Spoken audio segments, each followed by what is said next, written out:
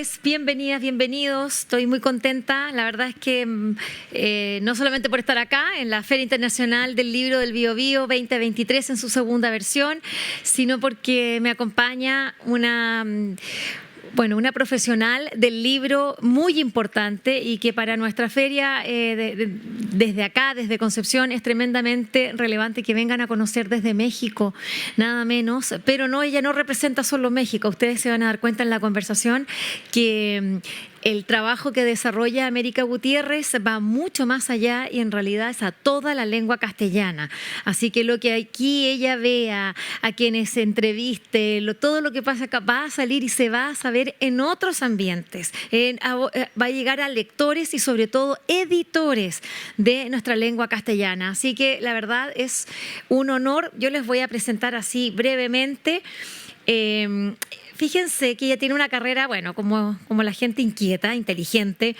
Es guionista, estudió para ser guionista del mundo audiovisual, películas, qué sé yo. Editora, periodista, productora. Su extensa trayectoria impresiona para una mujer que ha debido hacerse un lugar en dos industrias complejas, como son primero la audiovisual y de allí pareciera que del fuego fue a las brasas. La industria editorial, nada menos que en México.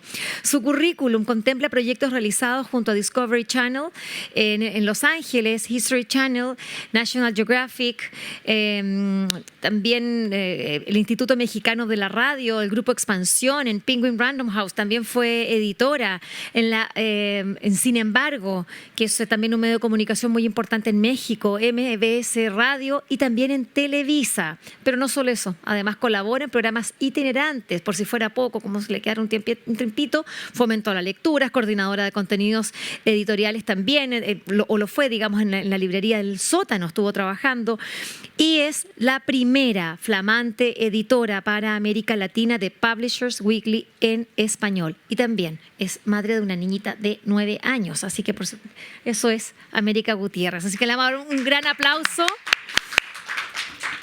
Ya no sé qué decir. No, tienes que decir mucho, así que dale.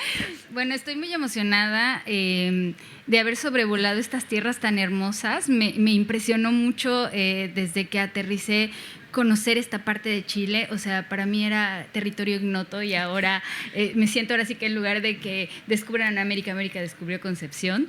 Y estoy muy agradecida con la feria, con el ambiente universitario que se siente. También les decía que lo primero que quería hacer era tomar agua para ver si se me pegaba algo de los poetas chilenos, ¿no? O sea, debe ser el agua, debe ser todo lo que tienen y lo que los rodea al tener esas maravillosas letras que han salido al mundo y que ahorita, la verdad, ser una especie, digamos, de embajadora de las letras iberoamericanas ha sido para mí desde hace casi 3 años y con 35 números, porque ustedes se preguntarán, ¿por qué tiene ese nombre esta charla? ¿Por qué un sillón rojo? Resulta que esta marquesina, que para muchos todavía pasa desapercibida, tiene 150 años en Estados Unidos y se ha constituido como la referencia de la industria editorial más importante en habla inglesa. Nosotros no teníamos esa salida hasta hace 2 años y medio que un español igual de loco que esta mexicana decidió que podía arriesgarse y que podíamos tener toda una sección de reseñas, no con los libros que tienen las transnacionales, sino con los libros que tienen las editoriales independientes en cada parte que se escriba en español.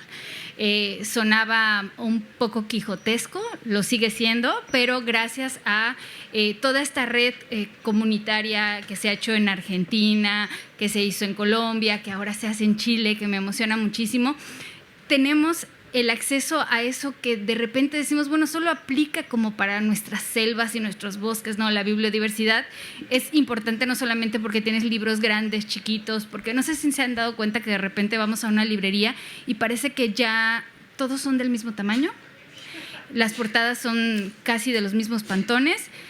Parecería que agarras algo con los ojos cerrados en alguna de… Allá en México le dicen parcelas, ¿no? La parcela de desarrollo personal, la parcela de historia, la parcela de novela negra.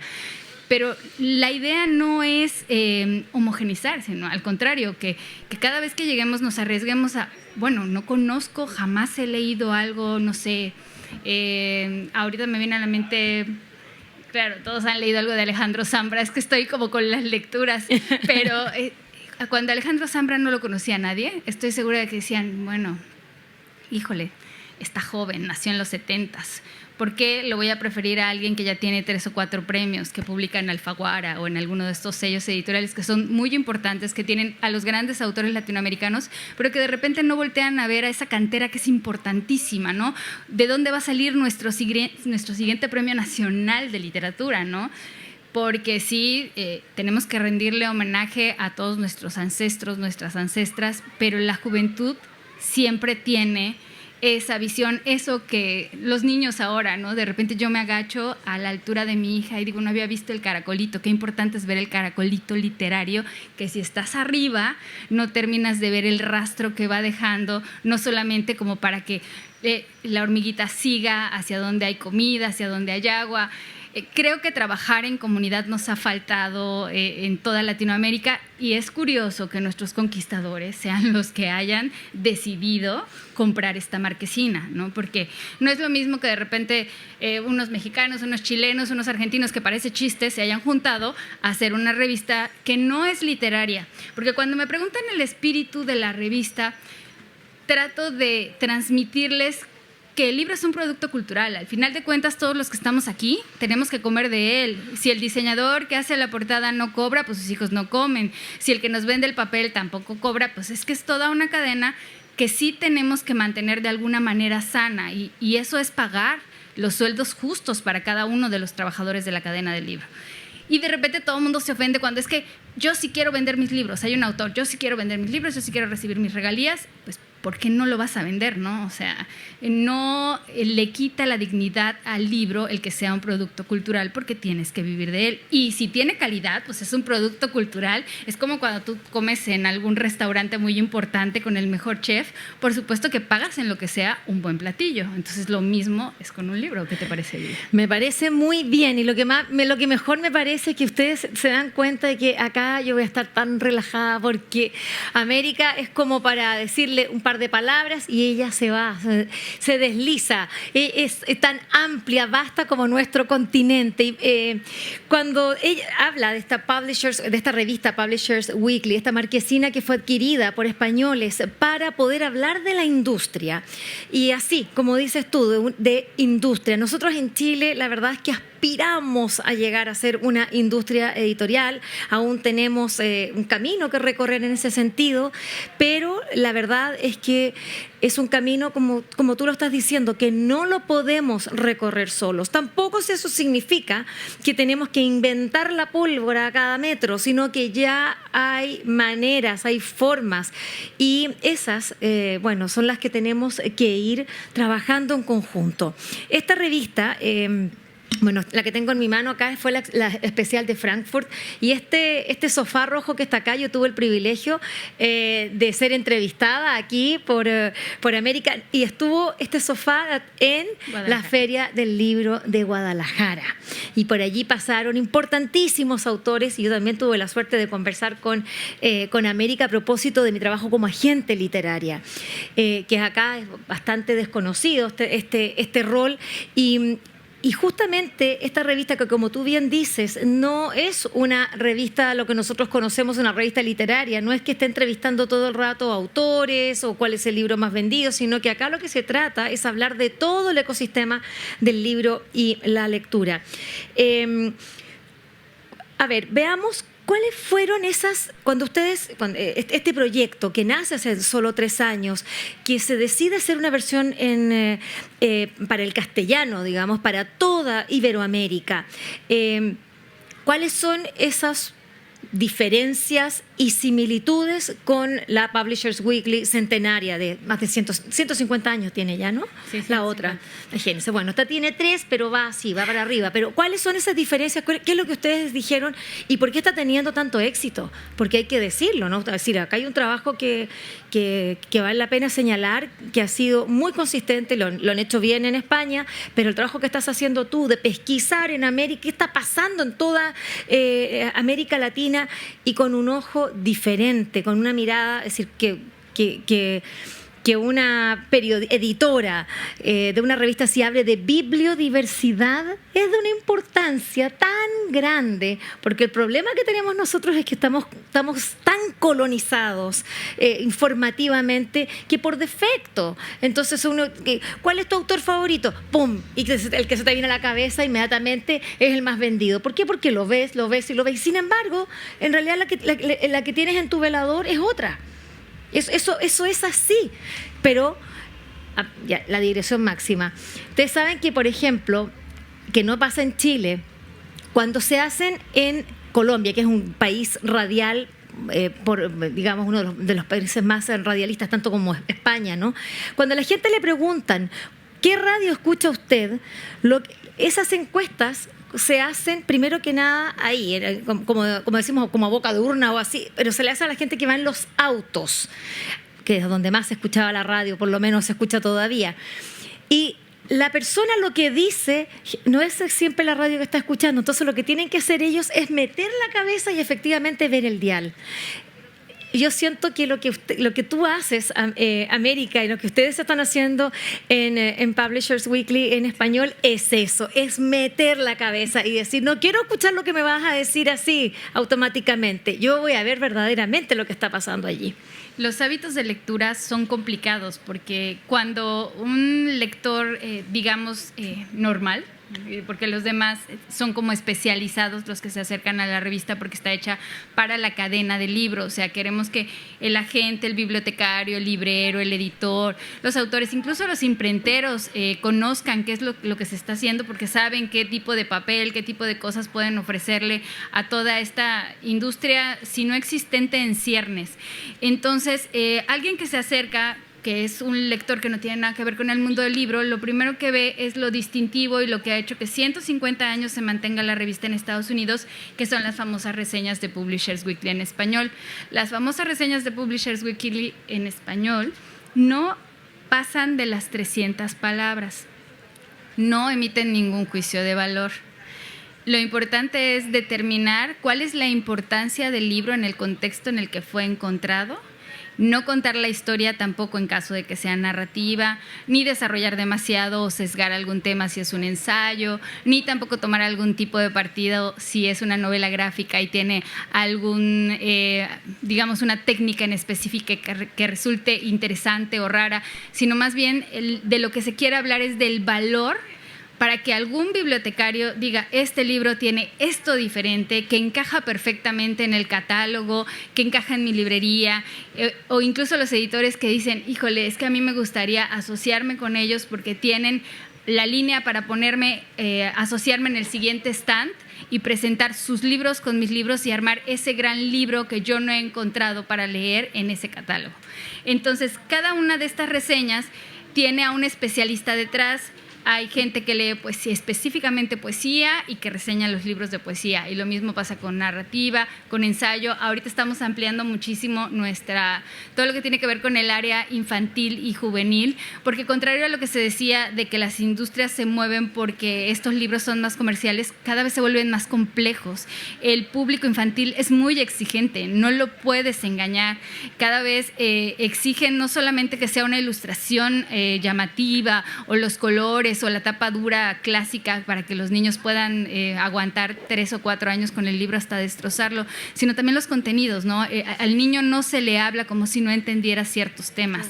Y ese tipo de tratamientos luego son escasos porque parecería que sí estamos como madurando con la diversidad en diferentes aspectos, no solamente la sexual, la emocional o ahorita la social y la política. Parecería que ahí nos autocensuramos en los libros infantiles porque de repente estás buscando como todas estas temáticas y parece que las mismas editoriales, por más independientes que sean, no se atreven a tocarlos porque buscamos temas y no aparecen. Entonces quizá ahorita que me dé toda la ronda y que encuentre cada una de las propuestas que están ansiando tener luz, porque ¿de qué me sirve que yo vuelva a reseñar un libro de digamos Plaza y Janés, que va a tener 150 notas en todos los periódicos de todos lados, y aquí un libro va a tener una sola reseña que llegue a todos los bibliotecarios que se dediquen a comprar libros en español? ¿no? Porque lo que queremos es, si en Alaska hay una editorial que se está dedicando a publicar a la gente que habla en español y que lee en español, se le va a reseñar el libro. O sea, por eso tampoco recibimos, me dicen, es que América tenemos un libro que es de Haití, que es una traducción inédita. Bueno, hacemos una excepción porque es una traducción inédita en español, pero hemos estado buscando no hacer las reseñas de todas las cosas traducidas que hemos estado consumiendo, sino de tener a nuestros autores locales, y ahorita de repente las editoriales como que ya no mandan a los autores locales, que siguen publicando. No sé qué está sucediendo ahí, dónde se rompe este ecosistema en donde parecería que todos tenemos que estar en equilibrio y parece que uno se come al otro. Ahí es donde yo tengo como que ir sondeando. El año pasado fue un año muy intenso de ferias. Comenzamos con Buenos Aires, donde también estuvimos con muchas cooperativas, con gente no solamente de Buenos Aires, que queremos descentralizar como estas cosas, de Rosario, de Córdoba, cuentos santaferinos maravillosos. Entonces, de repente, teníamos una bibliodiversidad inusitada en una esquinita que representaba, digamos, más variedad que 50 stands de la feria con los mismos libros. Eso también es impresionante. Luego nos fuimos a la Feria de Lima, donde la movida, a pesar de toda la política, está rebelde, está contestataria y creo que se está volviendo peligrosa, pero ahí siguen con sus libros y con sus tiros de 200, 300 fanzines, plaquettes y libros en forma. Entonces, a pesar incluso de que a ellos les pegó un poco más la crisis del papel como en México. También luego nos fuimos a toda la ronda de las ferias de Oaxaca, a Monterrey y a la FIL Guadalajara, que resulta una feria impresionante por muchos aspectos, sobre todo por la ronda de negocios, que estoy segura que eso se puede ir implementando para que todos sepan que si tenemos al libro como producto cultural dentro de la industria sana y teniendo a todos comunicados, no solamente para el lector final, porque a mí me gusta de repente prescribir, ¿no? Hoy ya estaba diciéndole que desconfiaba del Infinito en un junco porque se había vuelto un bestseller, y me puse como loca peligrosa a tomar notas para ver dónde se había equivocado la autora, y pues que me tapa la boca, ¿no? 2 veces lo leí, 2 veces estaba buscando como algún truco. Y pues a veces no hay truco en los libros, que de repente los lee todo tipo de gente y hay que aceptarlos así. Pero la mayoría de los libros tienen un público en específico. Y de eso se trata Publishers Weekly en español, de que cada libro encuentre su lugar, y que es muy complicado y que es muy difícil rastrear ese lugar al que tiene que llegar el libro, no para ser comprado quizás, sino para ser consultado en una biblioteca, para de repente estar en algún programa de lectura, o simplemente para estar en una librería de barrio y que alguien se lo regale, no sé, en su cumpleaños a otra persona. Bueno, como que tenía que llamarse América, ¿no? La editora de una revista que tiene una vocación tan abierta, bibliodiversa, que nos permite realmente dialogar, que es lo que yo creo que lo que nos hace falta, y el rol que cumplen las ferias en ese sentido es central. La feria como espacio de intercambio cultural, de intercambio humano, sobre todo, yo diría, porque los libros sí los podemos tener, pero a las personas que están detrás de esos libros, y me refiero con ello, cuando ya es industria, a los editores, al rol de poder conversar con esos editores, con esos mediadores, con esos bibliotecarios. En esta misma feria va a haber un congreso de bibliotecas públicas, y como dices tú, hay que ir creciendo hacia otros ámbitos. Yo aspiro que tengamos después jornadas con mediadores de lectura, porque sin mediadores esto no hay caso. La verdad es que lamentablemente la lectura no se contagia como el COVID, y entonces hay que hacer una mediación lectora importante en este país, sobre todo a propósito de una educación que tiene unos niveles preocupantes en todo sentido.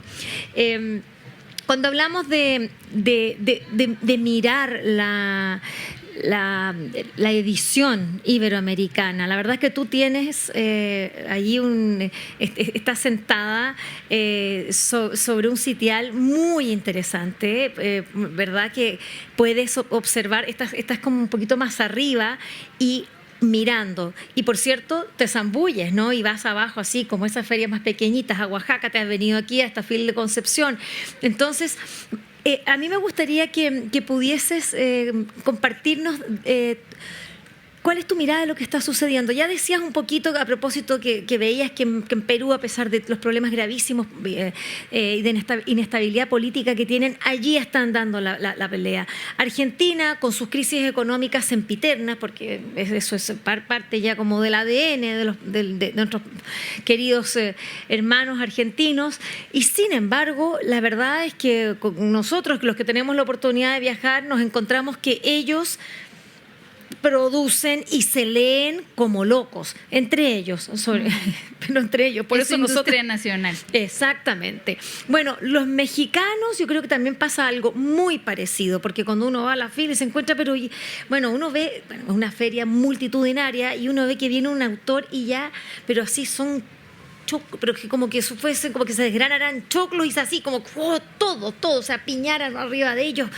Y uno dice, pero este fervor, además que los mexicanos tienen esa cosa que aman, son tan, en ese sentido, extravertidos. A mí me encanta. ¿Cómo ves tú? ¿Qué es lo que está pasando? Yo te di un paneo así, pero, por ejemplo, hay grandes ausentes. ¿Qué está pasando en América Central? No tengo idea. Ahí abrimos una beta muy interesante con editores en Costa Rica. Este año pudo asistir uno de los editores más importantes que tiene una editorial que se llama Uruk, que se llama Oscar Castillo. Y él nos habla incluso de lo difícil que fue que llegara una primera imprenta por aquellos lares y qué difícil es constituir tener una propuesta, imprimirla, ha cerrado 3 veces la editorial por quiebra. Entonces, él trata, ¿no? Podría ser como un acto heroico y no se rinde, pero dice que de repente no le ve fin y tiene ganas como de tirar la toalla. En Guatemala pasa lo mismo, pero ahí, por ejemplo, nos hemos hecho colaboradores de un editor que se llama Gerardo Guinea, que tiene una editorial que se llama Magnaterra y que de repente me dice, América, es que no tenemos servicio postal nacional. De repente el envío de un libro sale más caro que lo que es el precio del libro. Entonces, ese tipo de cuestiones específicas en Centroamérica le dan en la torre al libro, pero de manera, digamos, alternativa, ¿no? Que no son como lo que nos afecta ni a México, ni a Chile, ni a Argentina, que de repente podría ser que la canasta básica subió y que prefieres, en lugar de comprar un libro, pues comprarte el súper de la semana.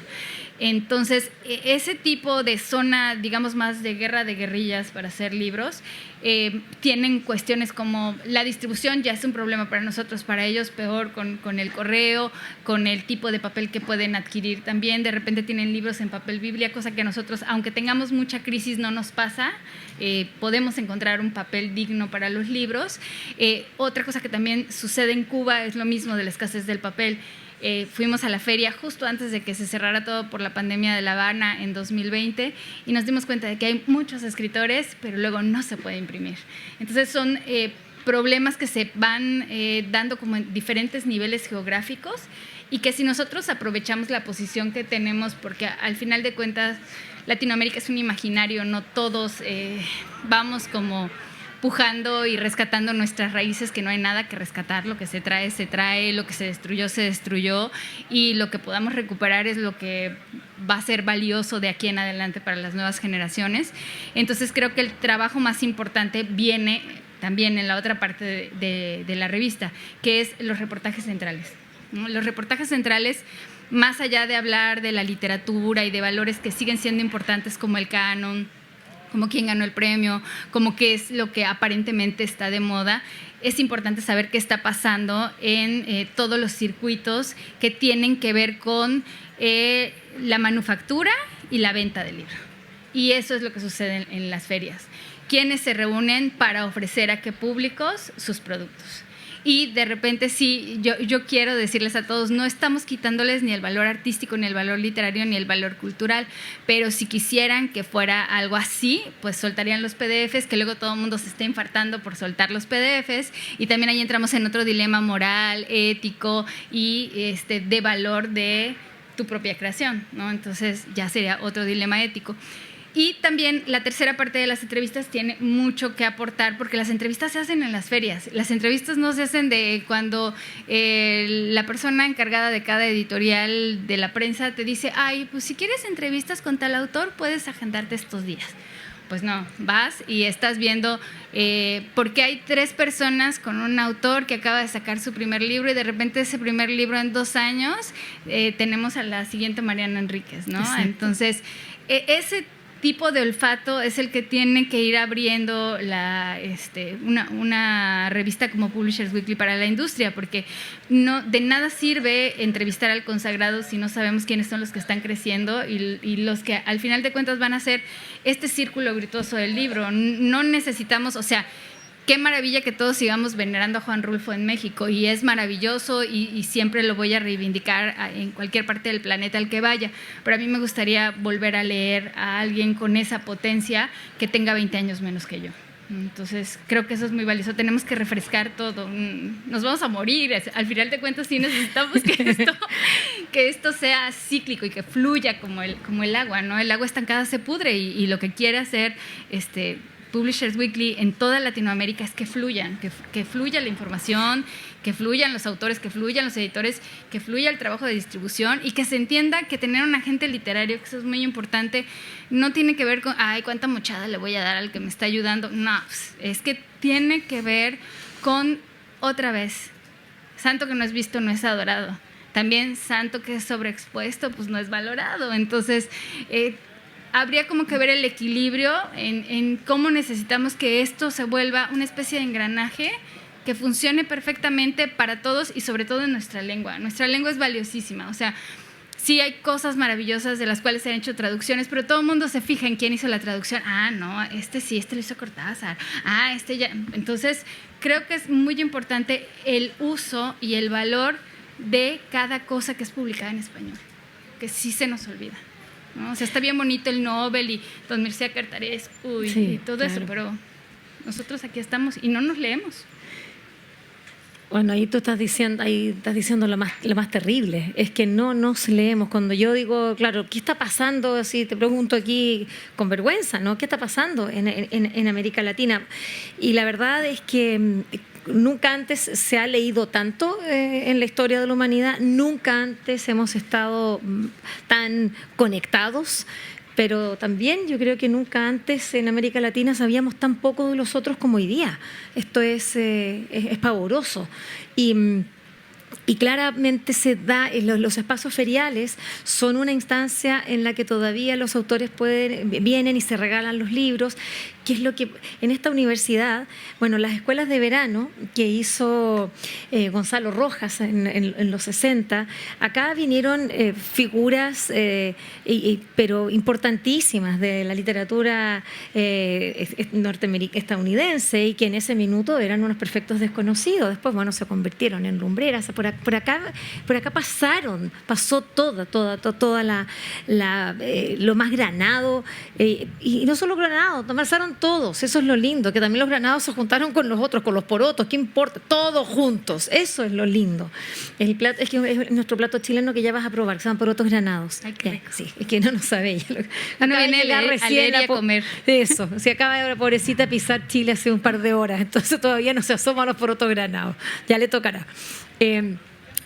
Y ese desconocimiento, ahí está el rol de una revista como esta. Hacer revistas impresas hoy día, vaya que es toda una apuesta muy grande. La verdad es que yo, así como esta, yo estoy muy impactada también con otra revista maravillosa que es Filosofía y Co, que hace la editorial Herder, que también se decidió lanzar una revista y diciendo, claro, son 3 veces al año, así mirando cómo le ha ido increíble. Pasan esas cosas, ¿no? Que cuando uno dice, pero si es que ya la gente no lee en revistas, que sí, parece que sí, porque están comprando. ¿Cómo se puede leer Publishers Weekly para quienes quieran suscribirse o que les llegue? ¿Cómo se puede hacer? Mira, ahorita estamos trabajando en ya subir todos los contenidos digitales porque pues, realmente nos alcanzó la tecnología y por más que queramos llegar a todos lados, justo en algunos lados no hay correo postal, sí llegamos en una versión específica por suscripción, pero ya vamos a ir abriendo todos los reportajes, todas las entrevistas y sobre todo todas las reseñas, que es lo que más me pelea a todo mundo, porque si les hago cálculos, ahorita estamos por por llegar a 700 libros reseñados. Ya leímos 700 libros en 3 años y parece poco, pero es mucho. Y ahí hemos descubierto figuras tan importantes ahorita de la literatura contemporánea. Esto sí lo quiero decir un poco a título personal porque me sorprendió mucho la narrativa de esta autora peruana que se llama Claudia Ulloa Donoso. Si pueden leerla, su libro se llama Yo maté a un perro en Rumanía y se me hace, no sé, en 5 años una de las cosas más impresionantes que he leído acerca de la incomunicación, de los animales, de la muerte. Es una cuestión muy latinoamericana, muy universal, que me sorprendió muchísimo. Si pueden, no sé en qué editoriales está por acá, pero en México fue publicada por Almadía. Y yo la estuve persiguiendo en Lima, terminé encontrándola en Oaxaca para poder hablar con ella, para decirles que sí funciona esto de las ferias, ¿no? De que de repente así, sentada en una esquinita escuchando una charla, estaba esa autora de la que pues, yo no paraba de llorar después de leer el libro y dije, es que me conmoviste, ¿no? Cuando alguien te mueve las fibras para bien, para mal, algo hizo bien en el libro. Entonces creo que es súper valioso que podamos tener el acceso a la revista impresa, al libro impreso, pero nos estamos valiendo de la tecnología para llegar a todos los rincones de Latinoamérica y de manera más democrática también. Entonces, porque 5 euros tampoco cualquiera los tiene, ¿verdad? Sí, y claro. ya al cambio... Ya, 5 euros, claro, que acá suben y suben, porque es cada vez más. En este paneo por América Latina, me gustaría que te quedaste un poquito ahí en América Central. Me gustaría saber cómo baja eso. Colombia en este minuto está perfilándose como uno de los más importantes centros editores. La Feria Internacional del Libro de Bogotá, la Filbo, va creciendo. Tenía a Corea como invitado de honor este año, nada menos. Y es una feria, y también tiene una importante... la parte de negocios, digamos, las ruedas de negocio, los días profesionales, muy fuertes. De hecho, me están preguntando ahora de Filbo Bogotá a quién puedo recomendar yo para que vayan a su fellowship program, que también es muy importante poder crear eso en las ferias, estos programas se llaman como de amigos de la feria, que son los que permiten invitar a editores, a agentes o a personas claves del ecosistema del libro para que, bueno, vayan y tomando la temperatura. Tenemos a Colombia, bueno, Venezuela, que fue una maravilla, y hoy día la tenemos prácticamente en el suelo, desde el punto de vista editorial. ¿Qué pasa con Ecuador? Argentina, ¿cómo viste Filbo? Filbo Buenos Aires. Filbo Buenos Aires. ¿Cómo estuvo esa feria? ¿Qué es lo que ves? Tú decías, ellos son nacional, se leen entre ellos. ¿Cómo A mí me parece... ¿Qué es lo que te pasó allí? Me gustaría saber también, de partida, así, después de esto, como esa mirada un poquito como panóptico, ¿qué podemos hacer, además de leernos? Sí, yo sé, pero ¿qué cosas así como editora tú dices, es que nosotros debiéramos hacer esto en América Latina para leernos y vernos más? Yo lo que pido en todas las ferias, porque no todas las ferias lo tienen, es esta ronda de negocios y estos encuentros de profesionales. Es muy importante el trabajo de la venta de derechos, no solamente nosotros que nos leamos en español, sino que ya se hagan las primeras traducciones a, no sé, idiomas tan extraños como, no sé, Corea. Entonces... de repente que tus autores, por ahí hay una editorial que se llama Charco Press, que está haciendo para todo Irlanda y el norte de Inglaterra traducciones de puros autores latinoamericanos. Hay muchos editores que están trabajando en que el idioma español es muy importante tenerlo distribuido en toda la diversidad de las editoriales de las industrias nacionales de cada país, pero también que vayan trascendiendo las fronteras y demostrar que nosotros también podemos ser leídos en otros idiomas. Y esta ronda de negocios no se tiene, por ejemplo, en Oaxaca, no se tiene en Monterrey, creo que quieren hacer algo el próximo año.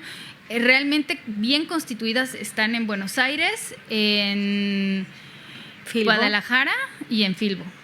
Fuera de esas tres, no, en Lima no hay ronda de profesionales, realmente es un programa literario y justo veníamos hablando de camino para acá, que el programa literario siempre es maravilloso para todo el público y siempre vamos a estar ávidos de escuchar a las autoras y autores, pero también es muy importante que este punto de encuentro se aproveche para que editores encuentren no solamente a sus autores, sino también con quienes podrían colaborar, hacer como estos laboratorios de ilustradores, la semana del cómico, de la novela gráfica que sí se hace en Guadalajara, tratar incluso de la cuestión de la profesionalización. Eso sí lo tiene muy bien Colombia. El Instituto Caro y Cuervo tiene una maravillosa maestría, ya la profesionalización del trabajador editorial, desde el que maneja las imprentas de tipos hasta el que forma los libros, ¿no? De repente tú dices que es un oficio, pues es un oficio muy necesario, sí, y que no está profesionalizado. Entonces, creo que si cada feria universitaria o organizada por las cámaras o organizada también por entidades que tienen que ver, que sean cooperativas, tienen su 1 o 2 días de intercambio meramente profesional, esto empezaría a cambiar, ¿no? Absolutamente de acuerdo. La oportunidad de que alguno de ustedes pregunte, porque de eso se trata. La Berta tiene unas ganas de preguntar. Y me hace así. O de comentar, Berta, porque hay que decirlo, fue la Berta la que me presentó a la América. La Berta se hizo la América y me hizo la América a mí. Justamente a propósito de la Feria de Buenos Aires. Y, por ejemplo, en el eslabón de la Berta, que es la distribución. Ahí no hemos dicho nada. No hemos dicho nada. Los leemos, pero que es como que si los libros volaran en América Latina. Pero sin distribuidores, ya en Chile cuesta ser distribuidor. Ya en Chile. Imagínense lo que significa distribuir a países donde ni siquiera tienen una oficina así como no tienen correos de Costa Rica, no existe. Entonces, claramente es muy complejo. ¿De qué manera ves la distribución? Porque tú estás ahí observándolos a todos, mirando. Por ejemplo, en Centroamérica tengo otra muy buena amiga editora que tiene una editorial que se llama Ojo de Cuervo, que publica poesía. Entonces, imagínate, Centroamérica y poesía, estás condenada a que nadie te compre un libro. Exacto. Entonces, va con sus maletas así de... ¿Qué trae? Porque tiene que pasar las fronteras, ¿no?, de toda Centroamérica. Libros, pásele, ¿no? Entonces ni la revisan. Entonces me dice, pues yo así voy dejando 10, 15 libros en cada una de las librerías. Me voy a El Salvador, me voy a Nicaragua, me voy a Guatemala. Ella es una mujer que realmente admiro mucho. Ya trabajaremos y hablaremos un poco de su catálogo también en la revista, porque hacemos perfiles editoriales de cada una de estas mujeres y hombres que han decidido que, mujeres, hombres y lo que quieran ser, sí, que han decidido dedicarse al libro. Entonces, todas estas historias de repente son hasta fantásticas, son cómicas, pero lo que tienen en común es que siempre son súper sacrificadas, como lo que ha pasado con los distribuidores, ¿no? Porque de repente, incluso en la historia del libro, incluso en El infinito en un junco, se habla de los distribuidores como los intermediarios, los bucaneros y los piratas que se llevan la mercancía de un lado a otro, ¿no? No están como tan bien parados en la cadena del libro. Cuando te pones a ver detenidamente en nuestras economías latinoamericanas que alguien tiene que gastar en el traslado de una mercancía a otro lado para que pueda tener acceso a ella, te das cuenta que es un trabajo que también requiere de movilizar, de gastar gasolina, de todas esas pequeñas cositas que no tomas en cuenta, que tú dices, no, es que se lleva no sé cuánto porcentaje y entonces a mí ya me queda mucho menos del libro. Pero uno tiene que plantearse mejores esquemas para saber que te queden 300 libros acá o que se puedan ir 100 libros allá y que le ganes un poquito menos, pero todo esto también, regresamos a lo mismo, tiene que ver con la profesionalización. No es que quieran abusar de ti o sea, si nos juntamos 10 editoriales independientes ya no son 100 libros, ¿no? O sea, ya estamos hablando de otra cantidad, de una cantidad que se puede movilizar con precios más bajos, pero eso es organizándonos. Entonces, mientras no haya organización, como que la posición del distribuidor puede ser un poco injusta o puede ser un poco ventajosa, ¿no? Porque también eso pasa en Argentina. Los porcentajes que piden para llevarse libros a México de repente son exorbitantes. Entonces, digamos que los distribuidores no pueden quedar bien ni con Dios ni con el diablo. Entonces, ahorita están como en en el trampolín de ver a qué altura se pueden aventar y cómo se pueden aventar, ¿no? Para no salpicar tanta agua y que sí sigan en la competencia. Pero llama tanto la atención, ¿no?, que los libros, la distribución también esos distribuidores están sufriendo un efecto de esta globalización que hablamos, de que hoy día no, hoy día estamos en todas partes, pero finalmente estamos tremendamente localizados, atomizados. Y ¿hay algún tipo, ya que decías que han preparado estos dossiers o reportajes en profundidad respecto a algunos de los eslabones del ecosistema, han habido, así como que puedas compartirnos experiencias que sean así como ejemplares, iluminadoras, que uno dice, sí se puede, vamos que sí? Mira, justo en empezamos a poner el ojo en las bibliotecas públicas, porque bueno, es que el acceso a los libros, ¿dónde no compras los libros y puedes leer los que quieras? En las bibliotecas, ¿no? Entonces, regresemos a los básicos. ¿Cuántas bibliotecas hay en España? 5,000 bibliotecas públicas. ¿Cuántas hay en México? ¿Cuántas en Argentina? Entonces, ¿cuántas en Chile? Entonces, sí podemos ir. 400. Ya, 430. Bueno, pero como son delgaditos, entonces ahí se va No, están un poquito concentradas algunas, pero sí, pero yo creo que eso sí, en todas las comunas nosotros tenemos, se hizo un programa y que todavía sigue creciendo, esperamos que sea reforzado y vigorizado, pero en ese sentido, por ejemplo, lo que pasa en Bolivia, en Perú, ellos claramente están más atrás, entonces no es por sentirnos como gran cosa, pero ya, las bibliotecas públicas, no compras el libro y además lo puedes leer y no solamente una vez, las veces que quieras. Pero ahí, en el análisis de las bibliotecas públicas es también lo que te decía. ¿Qué se compra? ¿Con qué presupuesto? ¿Quiénes acercan los catálogos? ¿Por qué eso sí, por qué otros no? ¿No? ¿En qué géneros? O sea, ¿de qué épocas? Porque puedes llenar una biblioteca de clásicos y dices, bueno, ya está perfecto, pero no se necesita eso. Entonces, los criterios son muy importantes. Entonces, hay que desentrañar como ese hilo que sí es muy negro de saber qué tiene una biblioteca pública en cada país. Acá también existe la posibilidad de que la persona vaya a la biblioteca pública y escriba y deje dicho qué libro quiere leer y después lo compran. Y lo compran y llega a la semana siguiente, llega bastante rápido porque hay una cosa así que funciona acá, que son los movimientos rápidos de envíos, una cantidad de motos que uno ve en Chile, que la verdad es que transportan de todo, hay que decirlo, pero también libros, y llegan muy rápido, fíjate. Pero claro, quienes van y se dan el trabajo de ir a pedir ese libro y anotar en el librito de que quieren, es poco común. O también ahorita está pasando un fenómeno, bueno, quiero hablar de dos fenómenos que son extraliterarios, que de repente durante la pandemia circularon muchos PDFs y en cuanto se abrieron las librerías, mucha gente fue a comprar sus libros en físico. Muchos de los, digamos, bestsellers como Come Tierra, que era un libro underground argentino que no mucha gente había leído, de repente llegó a 60,000 copias porque la gente lo leyó en PDF y salió corriendo a comprar. Mira. Entonces, de repente hay autores que no querían como esas cosas y pues fue un boca en boca en el que sí quieres, ahora como que quieres agarrarte de algo y el libro resulta en, no sé, casi en una fe que no necesita como ningún tipo de instituciones. Otro fenómeno que todavía no termino de entender y que me llama muchísimo la atención y que seguramente vamos a hacer un reportaje, los libros on demand.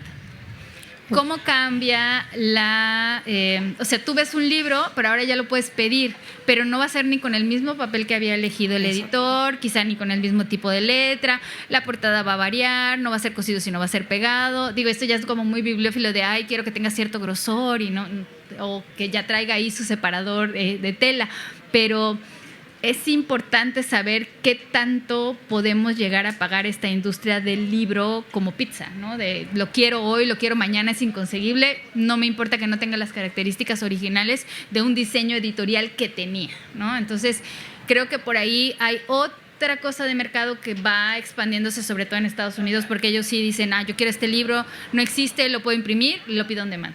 ¿No? Y yo veo por el otro lado, digamos exactamente en el lado opuesto, un cuidado editorial, y acá hay varias editoriales muy pequeñitas. En Chile podemos ver cómo el continente. El libro se hace con un tipo de papel, con ese tipo de letra, con esa caja, con ese interlineado, y que hace que muchos lectores, sobre todo jóvenes, millennial también, disfruten en este sentido no solo la obra en sí, sino el objeto libro. Y allí entonces se producen esas dos cosas, que yo también creo que tiene que ver con los modos de consumo, porque claro, finalmente el libro es eso, es entretención, es la fantasía, es lo que tú quieres leer, de modo que hay veces que hay quien no le importa, pero mi sensación es que son más lo que les importa. Ya nos queda casi nada, la verdad, ya estamos terminando, así que si no hay ninguna pregunta. Tenemos. Pero venga para acá, con micrófono para que quede registrada, para así, por favor. Gracias. Hola, mi nombre es Catalina, soy periodista de acá de la Universidad de Concepción. Estudié acá. Y soy estudiante también del Diplomado de Guión Cinematográfico de la Universidad de Chile. Y mi pregunta va en relación a comparar las industrias de la edición de libros entre los norteamericanos y los latinoamericanos. Porque nosotros siempre recibimos mucha cultura gringa, por así decirlo, y leemos muchos autores gringos. ¿Cómo podemos romper esa barrera y empezar también, así como comentaban sobre México, a valorar un poco más los autores latinoamericanos, las personas jóvenes sobre todo, que estamos muy acostumbradas por internet a estar más expuestos a la cultura norteamericana? Mira que acabas de tocar un gran tema, porque justamente estamos trabajando con 7 editoriales en Estados Unidos que publican no ediciones bilingües ni traducciones ni nada, sino libros en español, escritos en español para el público lector, como le dicen, lectoparlante del español. Entonces hay esfuerzos como Catacana Editores en Miami, otro que se llama La Pereza, de un nicaragüense y una cubana. Entonces estamos, si no colonizando al contrario y haciendo la migración cultural al contrario. Yo creo que primero las comunidades que ya son mayoría en Estados Unidos están consumiendo los libros en español, ya no en traducciones, que eso es muy, muy importante, porque ya se tienen números de libros que se venden en tiros. La verdad, ya 1,500 o 2,000 libros en español ya es muchísimo.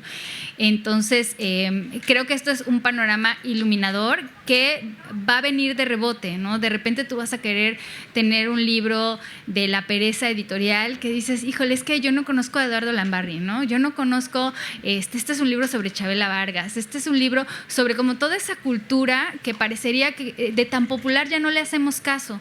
Y se están escribiendo no solamente, digamos que ensayos, sino también una narrativa inusual.